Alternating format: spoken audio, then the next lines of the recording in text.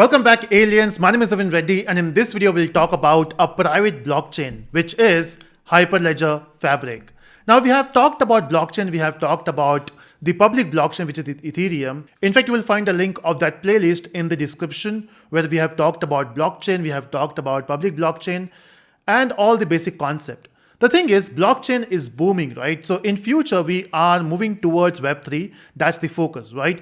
Now, if we talk about public blockchain, it is great. The only problem, or in fact, there are a few problems which we have. The first problem is the confidentiality. Because everything on the public blockchain, since it is public, the data will also be public, right? So it's okay to have your transactions there because that's how you can verify.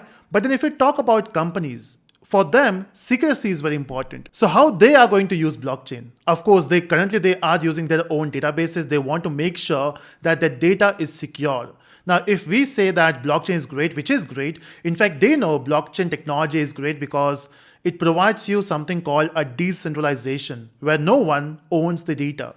So if they want to use it, of course, they will not look towards the public blockchain because they want the data to be secret. The second problem we have is the transaction cost. Everything which you do on the public blockchain, basically you have to pay for the transaction. That's the transaction fee you pay. And the problem is, if you talk about an enterprise, let's say there are multiple enterprises and they want to store a data. Maybe it can be for supply chain where we have multiple entities and they want to create a ledger or a database which will be shared by everyone and no one should be able to own it. So let's take an example here. So let's say Apple manufacturing iPhone and basically, or maybe any company, it doesn't matter. So a company, when they manufacture a mobile phone, they don't build all the components by themselves. So they take help from other companies, right? So this display will be built by someone else. The motherboard will be built by someone else. The batteries or anything else will be built by someone else. What this company do is they design it and then once they get the parts, they assemble it. Now let's say if we have multiple entities here, now they want to share the common database. Of course, if you say that the entire database will be there with the one company, the other companies will not trust it. So what they can do is they can use something called blockchain here, where the data is actually not owned by any one company. It will be shared between everyone, and blockchain does provide that, right? So we can achieve decentralization in this network. Now, of course, they don't want this data to be shared to the outside world. So they can use a private blockchain here where the network will be there and everyone on the network will be able to see the data, but not the outside world. Now, since we are talking about companies, all these entities, all these parts here, they are well known. So basically, maybe they have done the KYC. But the thing is, in this network, all the entities, if we talk about 5 companies here or 4 companies, they know each other. In fact, they have an identity. So not everyone from the outside world can join the network. If we talk about public blockchain like Ethereum, anyone can be a part of it. You just have to install a software and you're done. You are a part of a network now, right? But that's not the case with private blockchain. Now, there are multiple implementations for private blockchain. One of the implementation is Hyperledger Fabric, which is the biggest private blockchain. So let's talk about it. Now, what we do here is, in fact, we'll see the practical as well, how exactly it looks like. And then we'll talk about theory as well. But when you're learning this, we have to also understand some key concepts. There are a lot of keywords or terms which you have to be familiar with. So let's say we have these companies and they want to communicate. So what they will do is they will be a part of a network and this network will be run by Hyperledger Fabric. Now, when they are connected, they need to have a common ledger. Now, what exactly ledger means? The database. But then this database will not be having a final value. Now, when I say blockchain, we know this concept, right? We have a concept of transactions. Example, let's say, if we talk about any asset, let's say if we talk about this pencil here. Now, who owns it? I own this pencil. But maybe I bought this pencil from someone else. Or maybe I want to sell this pencil to someone else. What if at this point, at this given point, this pen or this pencil belongs to, let's say, Harsh? That's the current state. So if you ask me, hey, who owns this pen? I will say Harsh. But then there's a history here, right? So let's say I bought this pen from Social has given to me. So we need to have that history as well. And that's what you can maintain in the blockchain. So basically we need a ledger here. Now ledger will have 2 things here, not just one. It will have the state, the current state, which is the world state, which they call, and also the transaction log, where we'll have all the history. That's one. Now the question is, if these companies want to connect to the network, they also need physical machines, right? Now these physical machines, we call them as peers. So we got the ledger and then we got peers as well. These are physical nodes, basically computers. But also we have mentioned one more thing, that everyone in the network is well known. That means they also need a certificate. Of course, how will you prove yourself that you are that person? Now, in this case, this company or this peers needs a certificate. Now, this will be given by a certificate authority. And whenever they do a transaction, they have to basically sign the transaction with that certificate. So we can prove the transaction has been initiated from that particular machine or person. So we got a peer, we got the ledger. So this ledger will be there with every peer. Of course, right? That's how you can share data. And all this thing will be synced. Now, basically, do we really need a consensus algorithm like POW here? We don't need actually, because all the entities are known. So why to waste so much of money and so much of resources to do that? Now, since all the nodes are well known, they can use any CFT, which is crash fault tolerance, and they can implement this. We don't have to implement the Byzantine's fault tolerance there. So that's simple, right? So we got a network, they got certificate. So when you say you have a ledger here, of course, this ledger will be updated. There will be new transactions. The world state will also update. But the question is, who will do that? We need a software as well, right? Now, in the world of blockchain, we talk about smart contracts. So all the transaction you can initiate with the help of smart contracts. The same thing is there in the Hyperledger fabric as well. Now, this smart contract, we call them as chaincode. So the packaging is called chaincode. So if you want to say smart contracts, that's your choice. But then if you want to be specific, you can say chaincode package or chaincode basically. So every peer, whoever want to do the transaction, they will have the chaincode as well. And this particular chaincode will be changing the data in the ledger. Now, how many organizations we have? Let's say we have 4 organizations. And every organization, if they want to be a part of a network, they need a peer. And every peer, if they want to store the data, they will have a ledger. And if they want to make transactions, they will have a smart contract. And it's not like you cannot have multiple chaincode or smart contract on one peer. You can do that. Okay. And they can have multiple ledger as well. But the idea is the peer will be having a smart contract and a ledger. So that's how you can build this network. In fact, we'll also see a slide where I will try to create a network where you have multiple peers joining. But let's try to understand the terms first. So let's say you have an identity, right? But everyone in the world has an identity, right? Example, if I can get a certificate, can I be a part of this network? Now, just because you have a certificate from your CA, that doesn't mean that you can join this network. So there's a special service here, which is called Membership Service Provider, who will specify that who can be a part of a network and what are their rules. Okay, so we also need MSP there. So we got the peer, we got the chaincode, we got the ledger, we got a network, and then we got organizations, we got MSP. Next, let's say you do a transaction. So any peer on the network is doing a transaction. Now, question arises, who is responsible to add that transaction in a block, and who is responsible to add that block in the blockchain? Now, if you say any peer can do that, then that particular peer can be malicious, right? So at this point, what we need is we need a special service who will be unbiased and who can add the transaction in the block in a particular sequence. And that's where we got orderer peer. So what this orderer will do is every time there's a transaction which is endorsed, again, we'll talk about endorsement. Every time you have a transaction which is endorsed, this orderer peer will add that transaction in a block. So basically we also need an orderer in the network. Okay, so we got orderer as well. Now there's one more problem here. Let's say we have 5 companies or 5 organizations in this network. And then if there's a transaction happening between 2 organizations, there may be a chance that you don't want the other organization to know about that particular transaction. Let's talk about Apple, Samsung, and LG here. If Apple is buying the displays from LG and also from Samsung, and let's say if Apple and Samsung, they are dealing for a screen. Now, whatever amount they are dealing with, whatever the deal is, will be seen by LG as well because they are on the same network. Now, what if they want to maintain the secrecy? So we can do that. So in the network as well, if they want to create a sub-network kind of thing where only this company will be connected, they can use something called a channel.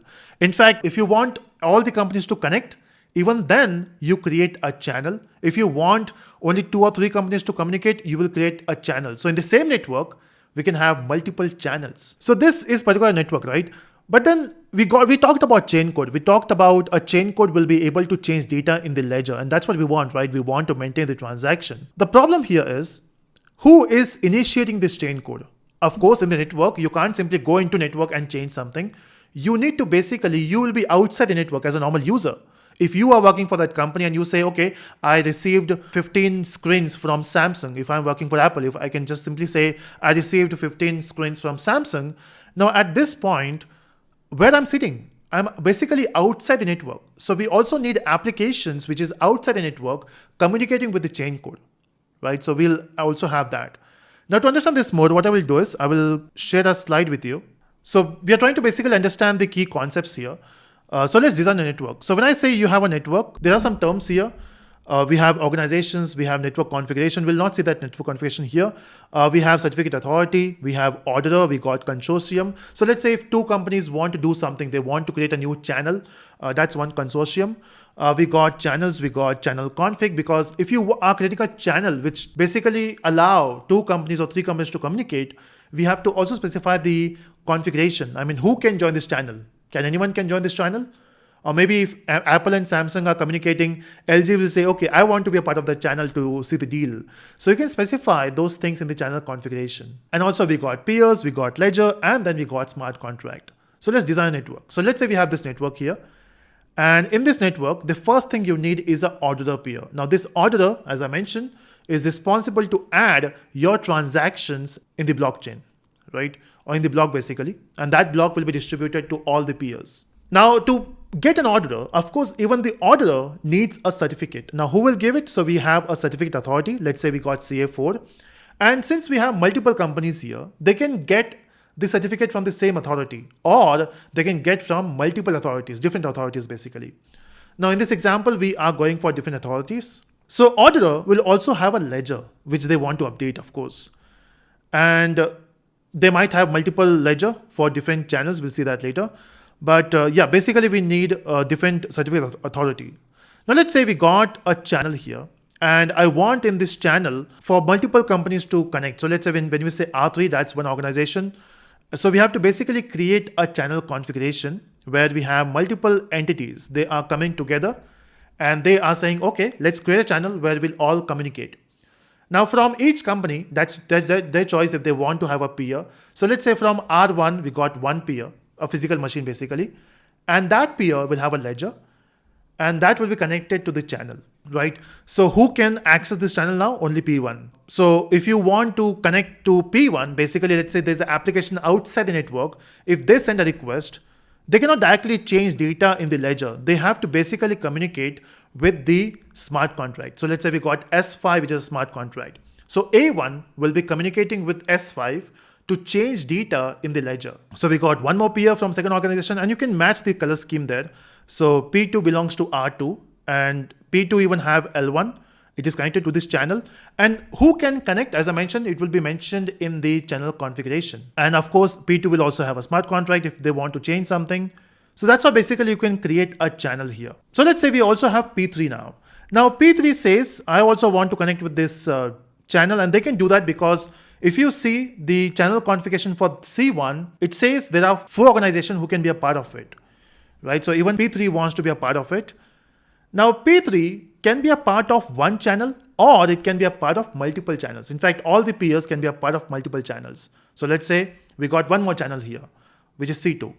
And P2 and P3 want to communicate through C2. So now P1 cannot see what they're doing, right? Yeah, if there's a transaction which is on C1, all the peers can see it. But if there's a transaction happening on C2, only P2 and P3 will be having access to it, right? Now, since P3 is connected with C2 on the second channel, it will have a different ledger. Of course, right? When you say P1, P2, P3 has one channel, then P2, P3 has different channel, and we are saying that P1 cannot see that data, so the ledger should also be different, right? If the ledger is same, P1 can also have the access. So P2 and P3 will have a different smart contract to communicate, and they will have a different ledger, right? So you can see L2 is not there with P1 because P1 can only see L1, which is a part of channel 1. So this is the configuration for C2, which is the CC2. And two organizations are part of it. One is R2, and we also have an orderer because orderer should be a part of all the channels. In fact, you can have multiple orderers. And when you have multiple orderer appear, we call them as ordering service. So ordering service normally has one orderer or multiple. In the practical scenario, we'll be having multiple orderer appears. And we can have different applications communicating with the network, and they can do it. But now let's say if there's a transaction, what if A1 wants to do a transaction here? So let's say A1 want to sell this pen or this pencil from Naveen to Harsh. Now in this case, the transaction request goes from A1 to P1, let's say. Now P1 says, okay, you're trying to do this transfer and I allow it. So when I say P1 allows it, that is called endorsement. So P1 basically signed the endorsement by saying, okay, this looks like a real request. I will sign it with checking all the policies. So that's one endorsement. But the channel can have a configuration where you can say, okay, I want all the peers in the channel or all the peers on this channel to give the endorsement. So even P2 need to sign it. So P1 and P2 both will sign the endorsement. But at this point, this pen is still with me. It's because we have just done the endorsement, but not the exact transaction. Now when P1, P2 has done the endorsement, the response goes to A1 and A1 says, okay, I got the endorsement, I got the license now. Now they can actually execute the transaction, and to do that, it will go to O4, which is the orderer. And orderer will say, okay, I can see there's an endorsement here. So that's a transaction. I will allow it. And once that transaction goes into the block, the transaction has been done. Now that block basically goes to the P1 and P2. It basically notifies P1, P2 that there's a new block, please add it. Okay, so that's how you add the data in this network. So that's how you can build blocks. And it looks solid, right? So everything is properly configured and we don't see any loopholes there. So that's how the Hyperledger fabric is designed. But if you want to do the same thing in the practical, how do we do that? So let's do that now. Now, if you want to experiment with the Hyperledger fabric, you have to build the network by yourself. You have to build the smart contract by yourself. Even for learning purpose, you have to do a lot of different things, right? Creating the network, configuring it, creating the peers, creating the orderer, creating the smart contract. It will take a lot of time and then it will be a bit confusing, right? If you don't do it right. And that's where Hyperledger Fabric gives you a sample to work with. At least you will understand what is happening behind the scene. How do we write a smart contract? How do we configure something? So let's do that. And to achieve this, they provide you an awesome documentation. One of the reasons I love Hyperledger Fabric is because they have awesome documentation. Now, if you go to the documentation, you have all these steps. In fact, whatever key concept we have talked about, they have everything here. Example, you can go to key concepts and you can read about it. I have tried to summarize things in a short video, but if you want something in detail, you can go to this documentation. And then if you want to run your Hyperledger Fabric or if you want to see the sample, we have steps here as well. The only thing is the steps are explained and then there might be some confusion because when I was doing it, I was not exactly sure what to run because they try to explain everything and then different configuration. It's not that difficult, but then when you're looking at it for the first time, you might find it difficult where to see. And that's where I have created this document for you, a short document where you will find everything, all the steps, just to copy and paste command. Okay, now if you want this to work, there are certain things you need in your system. So first of all, you need Git because you want to get the source code. Then you need curl because you want to get the samples and the installation file. You need to get the Docker because that's where you can run these containers. So the images which you will get in a sample, they will run in this Docker. And then you also need JQ. Okay, so in my machine, I already have it. So if I open my terminal and if I say, okay, I want to know if I have Git, let's check Git version. Okay, Git is there. Next, we need curl version. I do have it. Next, we have Docker version. I do have it, and try to make sure that you have at least the same version because it is working with these versions. If you have the older version, it might not work. So try to upgrade. And of course, if you're watching this video later, you will be having the version after this. And then you also need JQ. So if I say JQ version, okay, when JQ is there.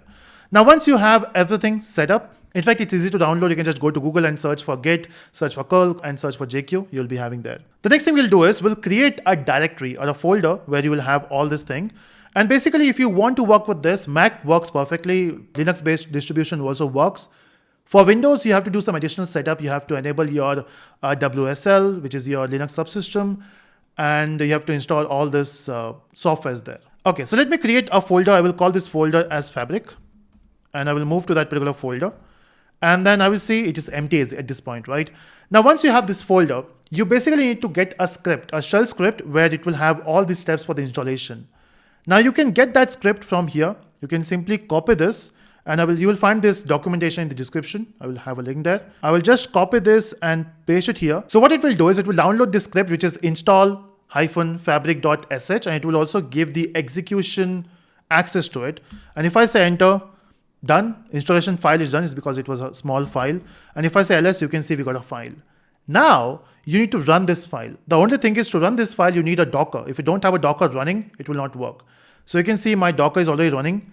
And if I click on dashboard, at this point, I have some images here. I will just delete it. I don't need these images. So either you can delete from here, because I tried the same thing before making the video, so it was there. In your machine, you might not be having it. So I have deleted all the Docker containers, and I will go back here. And now let's run that script, which will get all the samples, the Docker containers you need.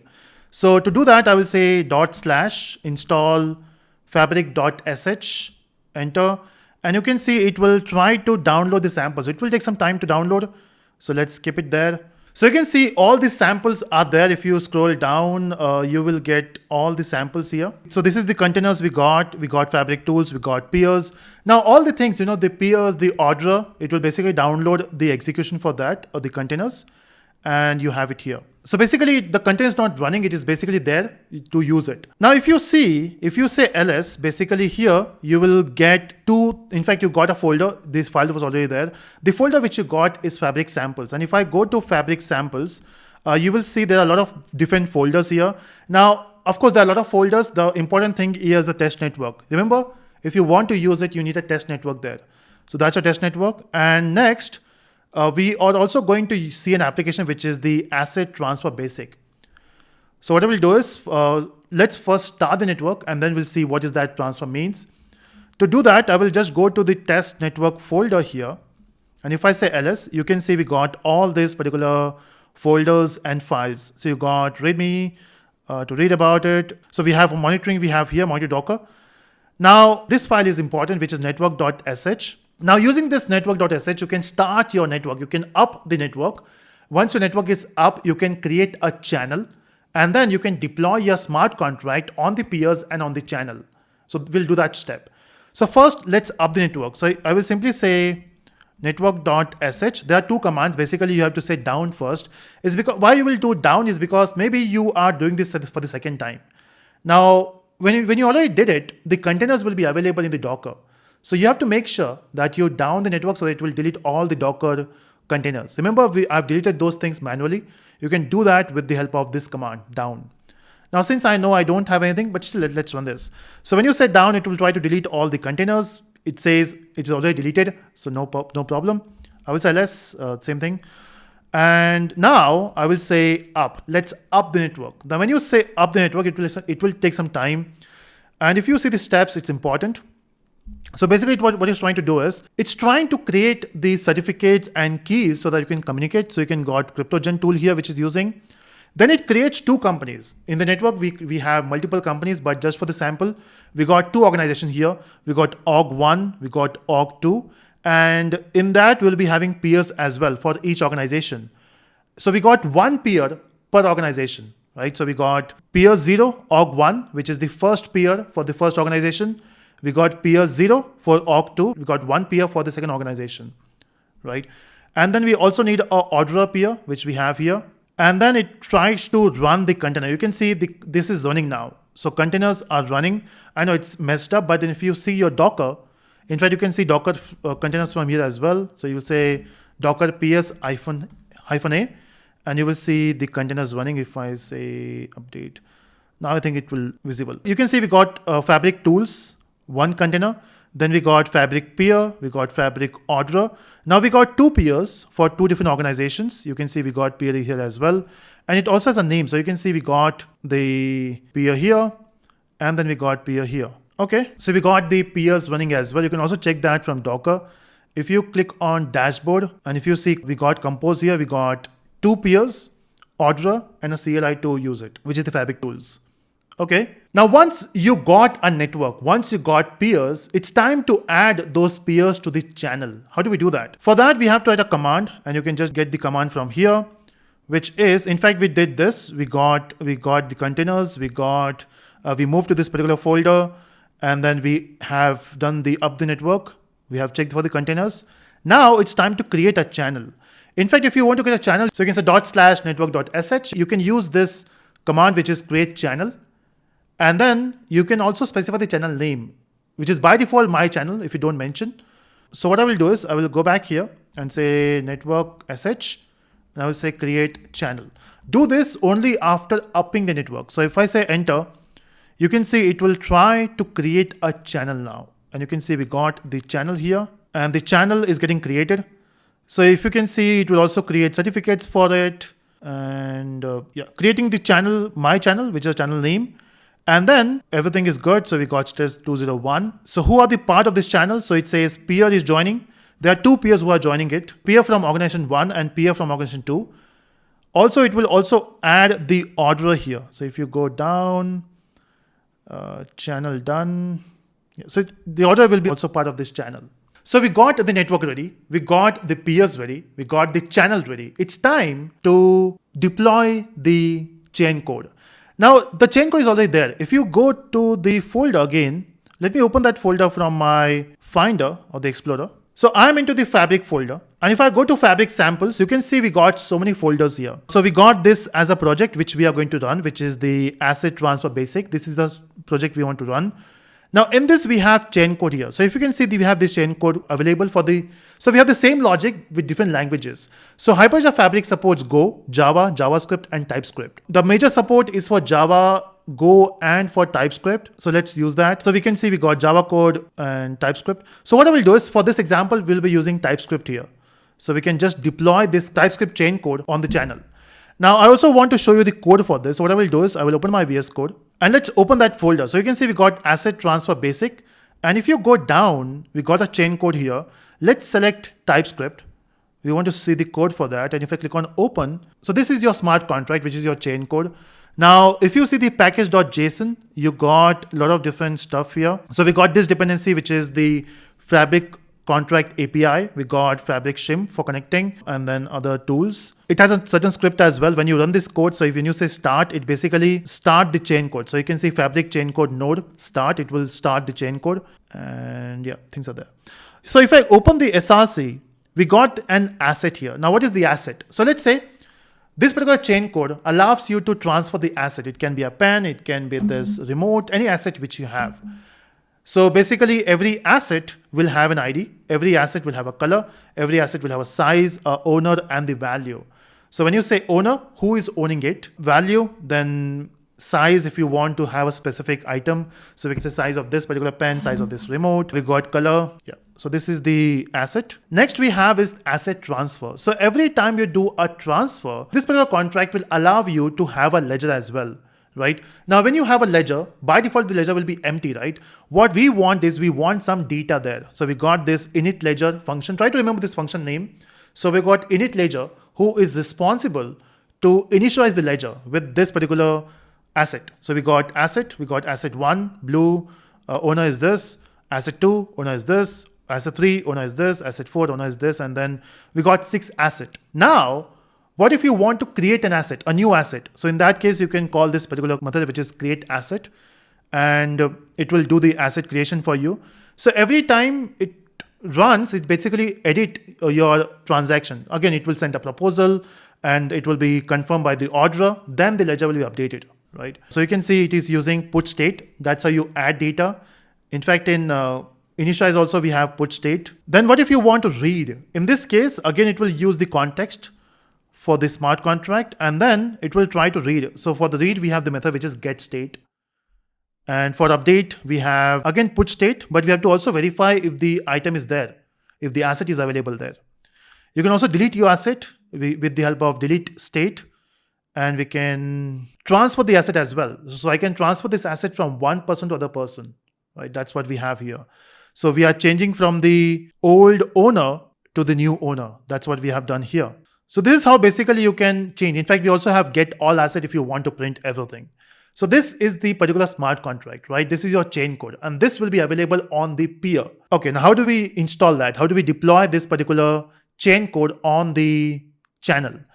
Now there are multiple steps here which you have to understand. First, when you say you are installing it, you will be doing that from a particular peer, right? So you will go to a particular peer and say, okay, from this peer, I want to install this. Now we have to install on peer 1, you have to install on peer 2, and then you have to also install on the channel. Now for the channel, basically you have to get the endorsement as well. See, if peer 1 is installing it, it's for peer 1. If peer 2 is installing it, it's for peer 2. When you say you have to install on the channel, both the peers need to agree. And of course, even that you have to mention in the channel configuration. Who is responsible to endorse it, right? Now, we don't have to do all these steps. We just have to understand the concept. There's one script which will do everything for us. So if I go back to my documentation, you can see this is a particular script which will deploy your chain code to the peer and the channel. But a lot of things are happening behind the scene, which is deploying it on the peers, deploying it on the channel, endorsing it as well. Everything is there in this particular script. The changes, we're talking about TypeScript, right? So let's install with TypeScript. So you can just change this to TypeScript. In fact, I'm changing it so you'll be having the updated one, because when I tried with Go. So I will change it to TypeScript. So what we are doing is we are specifying which chain code we want to deploy, which is the chain code TypeScript. And you have to also mention the language, so which is the TypeScript language. So let's copy this and go back to your terminal. So paste, what it will do is it will do deployment. It will take some time. But if you see the steps here, it says this is the channel name where we are deploying it. And then it tries to, so you can see we got, for first it will create a package of it. So whatever chain code you have, it will create a package. The package name is basic.tar.zz. And then once it is created the package, it will install it. So you can see it is installing it here.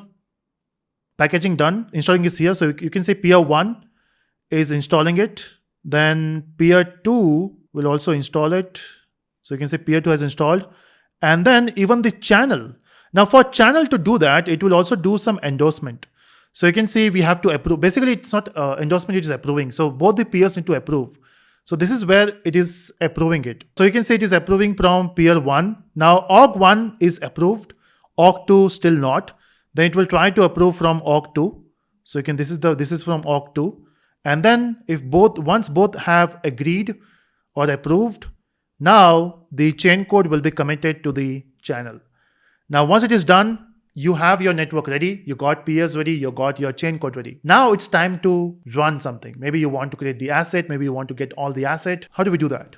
So the chain code is there on the peers and channel. So basically we have to call the functions now.